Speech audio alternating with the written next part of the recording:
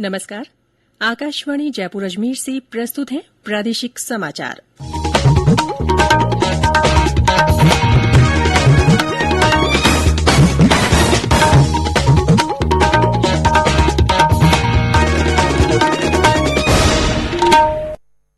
मुख्य समाचार। राष्ट्र आज लौह पुरुष सरदार वल्लभ भाई पटेल की जयंती पर कर रहा है उन्हें नमन। राष्ट्रीय एकता की दिलाई जा रही है शपथ।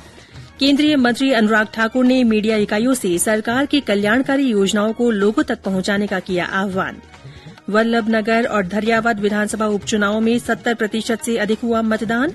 2 नवंबर को होगी मतगणना। और राष्ट्रव्यापी कोविड टीकाकरण अभियान के तहत प्रदेश में 2 करोड़ से अधिक लोगों का हुआ संपूर्ण टीकाकरण।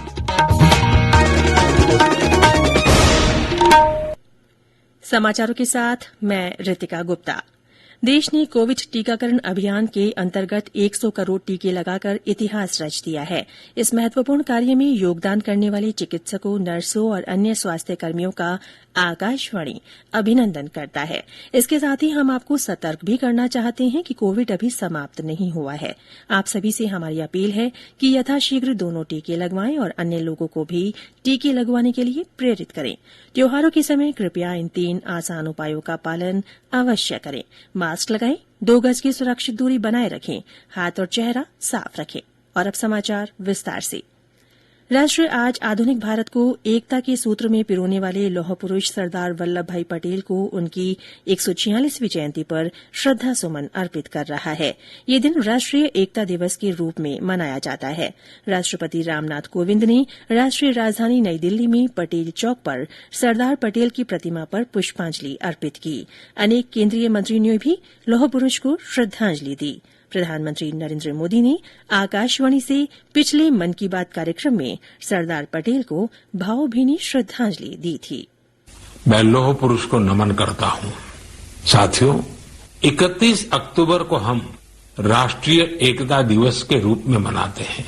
हम सभी का दायित्व है कि हम एकता का संदेश देने वाली किसी न किसी गतिविधि से जरूर जुड़े। आपने देखा होगा, हाल ही में गुजरात पुलिस ने कच्छ के लखपत किले से स्टैच्यू ऑफ यूनिटी तक बाइक रैली निकाली है। त्रिपुरा पुलिस के जवान तो एकता दिवस मनाने के लिए त्रिपुरा से स्टैच्यू ऑफ यूनिटी तक बाइक रैली कर रहे हैं। यानी पूरब से चलकर पश्चिम तक देश को जोड़ रहे हैं। जम्मू कश्मीर पुलिस के जवान भी उड़ी से पठानकोट तक ऐसी ही बाइक रैली निकालकर देश की एकता का संदेश दे रहे हैं। मैं इन सभी जवानों को सैल्यूट करता हूं। देश के पहले गृह मंत्री सरदार पटेल की जयंती पर गुजरात के केवड़िया में स्टैच्यू ऑफ यूनिटी पर राष्ट्रीय एकता दिवस का मुख्य कार्यक्रम रखा गया है। कार्यक्रम में गृह मंत्री अमित शाह ने सरदार पटेल को श्रद्धांजलि दी। इसके बाद उन्होंने कार्यक्रम में मौजूद लोगों को राष्ट्रीय एकता की शपथ दिलाई। मैं यह शपथ अपने देश की एकता की भावना से ले रहा हूं, जिसे सरदार वल्लभ भाई पटेल की दूरदर्शिता एवं कार्यों द्वारा संभव बनाया जा सका। मैं अपने देश की आंतरिक सुरक्षा सुनिश्चित करने के लिए अपना योगदान करने की भी सत्यनिष्ठा से संकल्प करता हूं। मुख्य कार्यक्रम में राष्ट्रीय एकता परेड के अलावा और कई आयोजन हुए। प्रदेश में भी राष्ट्रीय एकता दिवस पर कई आयोजन हो रहे हैं।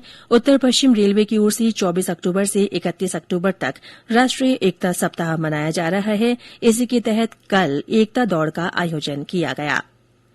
प्रमुख रक्षा अध्यक्ष जनरल बिपिन रावत ने कहा है कि सशस्त्र सेनाओं ने संविधान में स्थापित आदर्शों को निष्ठापूर्वक कायम रखा है। जनरल रावत ने राष्ट्र निर्माण में भारतीय सशस्त्र सेनाओं की भूमिका विषय पर आकाशवाणी से आयोजित वार्षिक सरदार पटेल स्मृति व्याख्यान में कहा कि राष्ट्रीयता की दृढ़ भावना ने समावेशी विकास के मूल भाव को प्रोत्साहित किया है। जनरल रावत ने कहा कि भारतीय सशस्त्र सेनाओं ने हर मिशन को, हर काम देश के नाम भावना के साथ पूरा किया है। इस व्याख्यान का प्रसारण आकाशवाणी के संपूर्ण नेटवर्क पर आज रात 9:30 बजे किया जाएगा। फिल्म प्रभाग भी आज पटेल जयंती पर उनके जीवन पर आधारित वृत्तचित्र दिखाएगा। इसका प्रसारण प्रभाग की वेबसाइट और यूट्यूब चैनल पर किया जाएगा। पूर्व और देश की पहली महिला प्रधानमंत्री इंदिरा गांधी की आज पुण्यतिथि है। इस अवसर पर प्रदेश कांग्रेस कार्यालय में कार्यक्रम आयोजित कर पूर्व प्रधानमंत्री को श्रद्धांजलि अर्पित की जा रही है। केंद्रीय सूचना और प्रसारण मंत्री अनुराग ठाकुर ने मीडिया इकाइयों से सरकार की कल्याणकारी योजनाओं को लोगों तक पहुंचाने के निर्देश दिए हैं। कल जयपुर यात्रा पर आए श्री ठाकुर ने मंत्रालय की मीडिया इकाइयों के साथ बैठक में इकाइयों के कार्यों की समीक्षा की। केंद्रीय मंत्री ने कहा कि सरकार ने पिछले दिनों जनहित में कई नीतिगत निर्णय लिए, जिन्हें प्रचार प्रसार के विभिन्न माध्यमों के जरिए समाज के सभी वर्गों तक पहुंचाया जाना चाहिए। उन्होंने मीडिया इकाइयों की प्रचार प्रसार में महत्वपूर्ण भूमिका बताते हुए दूरदर्शन को अपने प्रस्तुतिकरण को और बेहतर बनाने के निर्देश दिए। इससे पहले केंद्रीय मंत्री ने कहा कि सरकार खेलों को बढ़ावा देने के लिए लगातार काम कर रही है। श्री ठाकुर आज सुबह नई दिल्ली के लिए रवाना हुए। ये समाचार आकाशवाणी जयपुर अजमेर से प्रसारित किए जा रहे हैं। प्रादेशिक समाचार बुलेटिन आप हमारे ट्विटर हैंडल @AIRnews_जयपुर, फेसबुक पर AIR न्यूज राजस्थान और यूट्यूब पर राजस्थान AIR न्यूज पर भी सुन सकते हैं। समाचार अभी और भी हैं, उससे पहले कोरोना जागरूकता संदेश। भारत का टीकाकरण ये ही जान बचाएगा, ये संकट दूर भगाएगा।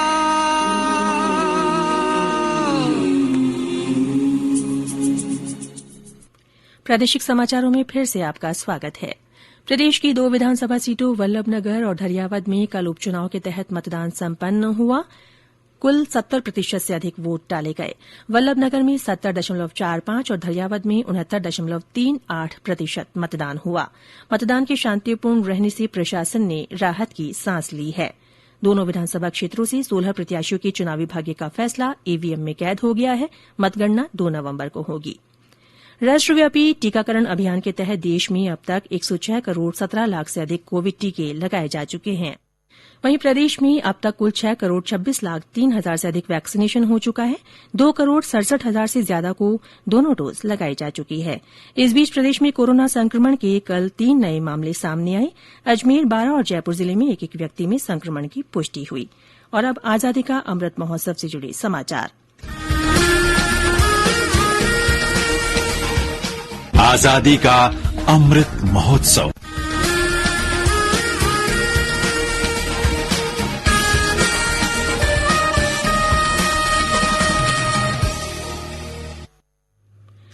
झुंझुनू जिला प्रशासन और गांधी जीवन दर्शन समिति की ओर से अमृत महोत्सव के तहत कल सर्वधर्म प्रार्थना सभा और कव्वाली कार्यक्रम का आयोजन किया गया। वहीं राजस्थान संस्कृत अकादमी की ओर से कल अमृत महोत्सव के तहत जयपुर में सरदार वल्लभ भाई पटेल और इंदिरा गांधी पर विशेष संगोष्ठी हुई।